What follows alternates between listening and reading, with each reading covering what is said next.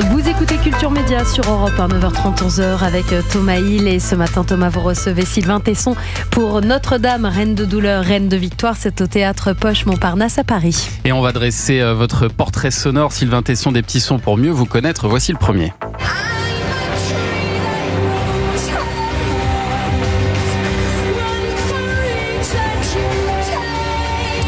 Björk, chanteuse islandaise, parce que votre découverte du voyage par vos propres moyens, c'était d'abord la traversée du désert central d'Islande à vélo.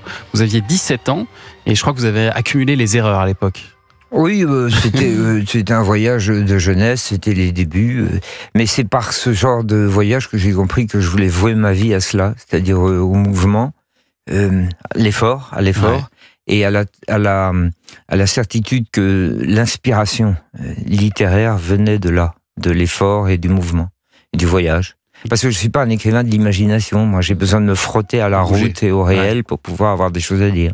Et qu'est-ce que vous avez fait comme erreur à l'époque? Ça peut vous servir. Tout, on part, quand on a 17 ans et qu'on part à bicyclette, on part beaucoup trop lourd, on apporte sa bibliothèque dans ses sacoches, et puis on s'aperçoit qu'en fait, le véritable allié de la liberté, c'est la légèreté.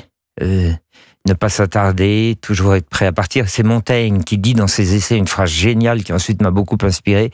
Il dit, il faut vivre toujours botté avec ses bottes, et prêt à partir. Voilà, ne jamais s'attarder. Alors pour ne pas s'attarder, il faut être léger, il faut rien posséder, il faut toujours partir, être prêt à prendre la clé des champs. Et ça, évidemment, je l'avais pas compris, moi, à 17 ans. Je partais dans le désert d'Islande, comme les Dupont dans les planches de Tintin et Milou, qui partent équipés de matériel extravagant. Oui, ça veut dire aussi n'avoir aucune attache.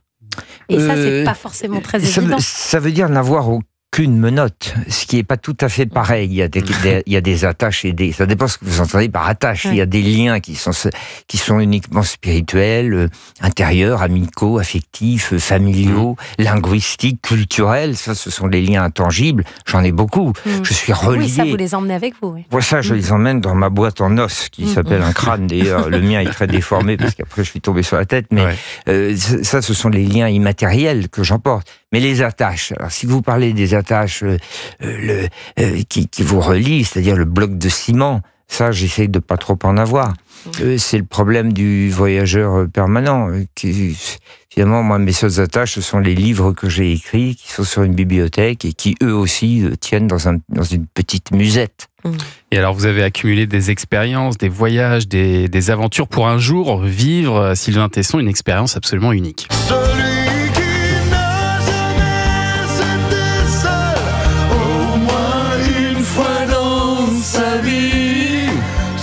Seul au bout de la nuit. C'est ce que vous avez vécu pendant 6 mois. Vous vous êtes enfermé dans une cabane en pleine taïga sibérienne de février à juillet 2010. Vous avez raconté cette expérience d'ermite extrême dans votre livre excellent dans les forêts de Sibérie. Et il paraît que le plus dur, c'était de vous supporter. Oui, de se supporter soi-même, c'est le grand problème de tous les êtres humains. C'est très banal, ce que je vivais là. Je crois que finalement cette période absurde que l'on vit sur cette planète consiste à essayer d'échapper à soi-même et à la confrontation avec soi-même. On peut avoir vite peur du vide quand on est face à soi-même. Alors qu'est-ce qu'on fait? On s'entoure d'amis, de divertissements, de variétés d'expériences, c'est tout ce qu'on fait. Alors moi, tout d'un coup, je me retrouve dans une cabane seule, relativement seule, parce que j'avais quand même des voisins. Il y avait un couple de gardes-chasse qui était à 60 km de ma position, et un garde forestier qui était à 20 km au nord. Donc de temps en temps, il passait de temps en temps. On se visitait de temps en temps. C'était d'ailleurs des rencontres très agréables parce qu'on savait qu'elles étaient éphémères et rares. Vous arriviez à vous parler? J'arrivais à leur parler, oui, de temps en temps. Et puis sinon, j'avais mes livres, j'avais la contemplation du lac. Il y avait ce paysage incroyablement beau du lac Baïkal, avec la rencontre de la montagne, de la lumière et de la glace.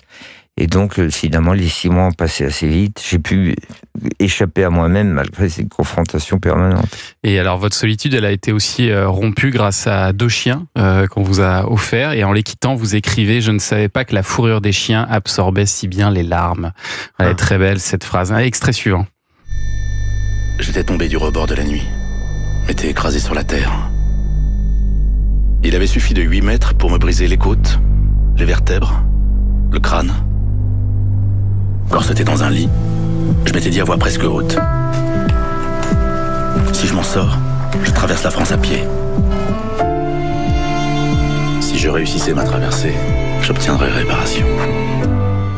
Oui, parce qu'à force de grimper partout, la chute est arrivée. Le 20 août 2014, vous tombez, Sylvain Tesson, du toit d'une maison à Chamonix. Une chute de 10 mètres qui aurait pu vous être fatale. Vous avez passé 3 mois corseté dans un lit d'hôpital.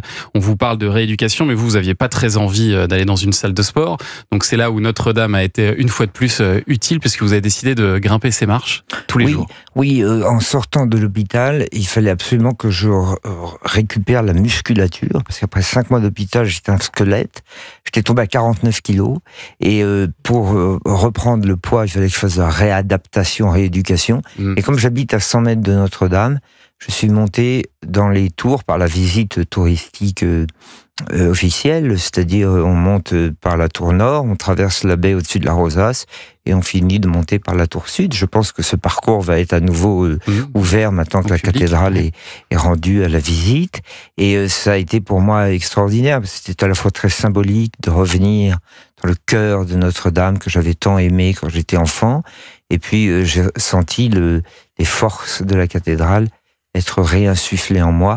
Et j'ai trouvé là que la bonne dame, que Notre-Dame avait le cœur très large, parce qu'elle accueillait à nouveau l'ancien étudiant qui faisait ses imbécilités sur les gargouilles 30 ans avant. J'étais réaccueilli à l'intérieur du corps de la cathédrale, et je trouvais que c'était là le miracle chrétien du pardon. Là, on vient d'entendre la voix de Jean Dujardin dans le film Sur les chemins noirs, qui a été adapté de votre livre. Et moi, je me souviens que dans ce livre, vous en prenez notamment à la laideur de la France, à certains endroits, notamment aux zones d'activité commerciale qui entourent les villes. Et c'est vrai que là, on est très très loin de l'esthétique gothique.